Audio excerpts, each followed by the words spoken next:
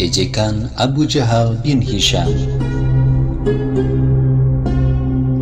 Diriwayatkan bahwa wahyu yang diterima Nabi SAW dalam Quran Surat Mudaththir ayat 11-30 seperti yang disebutkan di episode sebelumnya, diakhiri dengan ayat yang berbunyi, di atasnya ada 19 malaikat penjaga. Artinya, neraka Sakor yang disediakan bagi orang-orang yang tidak mau beriman kepada ayat-ayat Allah seperti Walid bin Mughirah dijaga oleh 19 malaikat.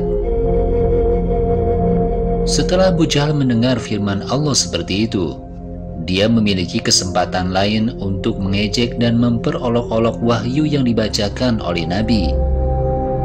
Lalu dia berkata kepada teman-temannya, "Wahai kaum Quraisy, ketahuilah olehmu bahwa tentara Muhammad yang diperintahkan untuk menjaga neraka yang diancam kepadamu hanya 19 orang. Padahal kalian adalah bangsa yang pemberani dan gagah perkasa.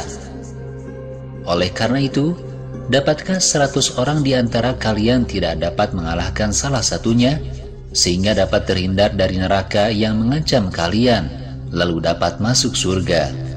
Tentu saja bisa, kan?" Saat itu orang yang paling gagah perkasa dan paling berkuasa di antara kaum Quraisy di Mekah bernama Abul Asyad Usaid bin Kaldah mengatakan untuk melanjutkan perkataan Abu Jahal tadi, "Orang-orang Quraisy yang terhormat, mengapa kita tidak bisa mengalahkan tentara Muhammad yang hanya terdiri dari 19 orang? Tentu saja bisa. Saya sendiri akan dapat mengalahkan mereka nanti jika kalian pergi ke neraka. Nanti di neraka saya akan berjalan di mana saudara-saudara berada. Lalu 19 tentara itu, yang 10 akan saya kalahkan dengan tangan kanan saya, dan yang 9 saya akan pukul dengan tangan kiri saya. Kemudian setelah mereka jatuh ke dasar neraka, kita bisa keluar dari neraka, dan kemudian kita bisa pergi ke surga bersama-sama." Ejekan dan tantangan Abu Jahal dan Abul Asyad menyebar di kalangan kaum mereka dan disiarkan ke masyarakat banyak. Di mana-mana orang musyrik Quraisy berbicara seperti itu.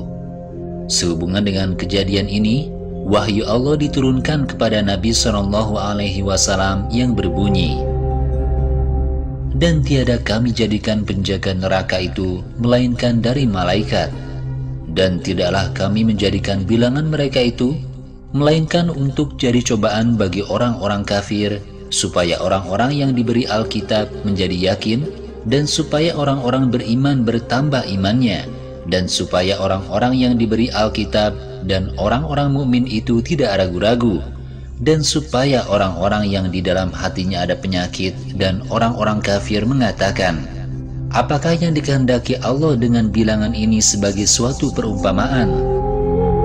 Demikianlah Allah menyesatkan orang-orang yang dikehendakinya dan memberi petunjuk kepada siapa yang dikehendakinya, dan tidak ada yang mengetahui tentara Tuhanmu melainkan Dia sendiri, dan Sakor itu tidak lain hanyalah peringatan bagi manusia. Sekali-kali tidak demi bulan dan malam ketika telah berlalu, dan subuh apabila mulai terang.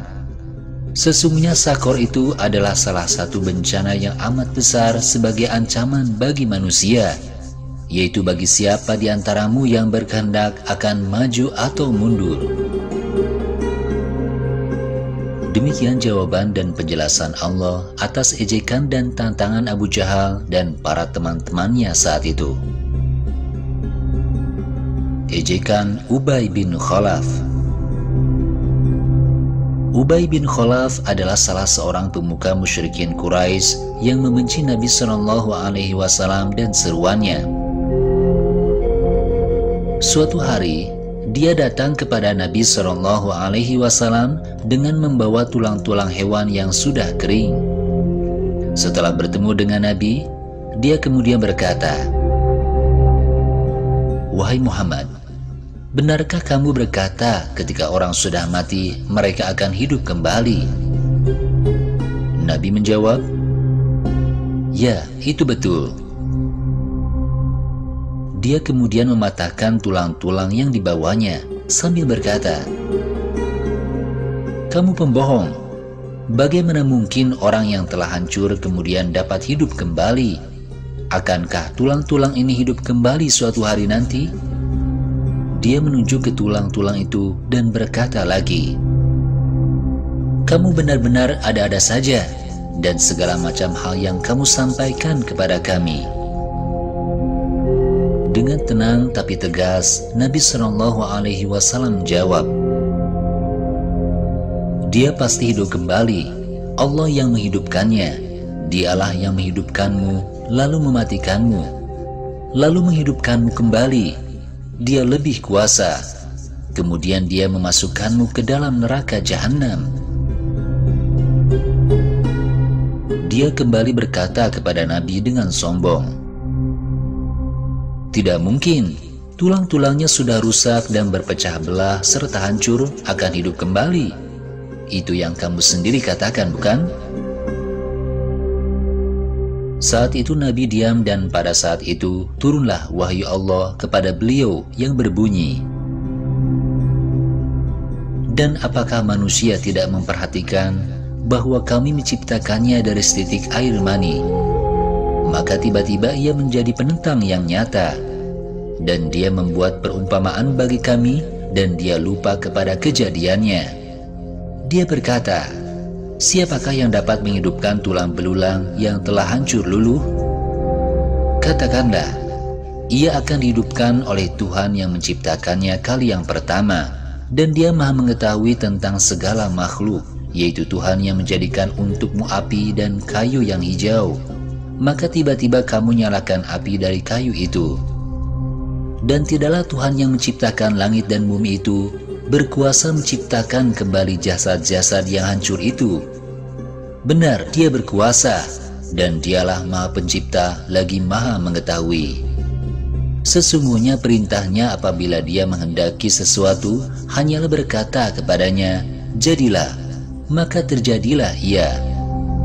Maka maha suci Allah yang di tangannya kekuasaan atas segala sesuatu, dan kepadanyalah kamu dikembalikan. Setelah wahyu turun, Nabi SAW kemudian membaca ayat-ayat tersebut sebagai tanggapan atas perkataan Ubay bin Khalaf tadi. Namun dia masih tidak bisa mempercayainya. Karena itu, beliau membiarkan dia dan teman-temannya yang percaya seperti itu, karena otak dan pikiran mereka sudah tidak ingin tahu kebenaran lagi.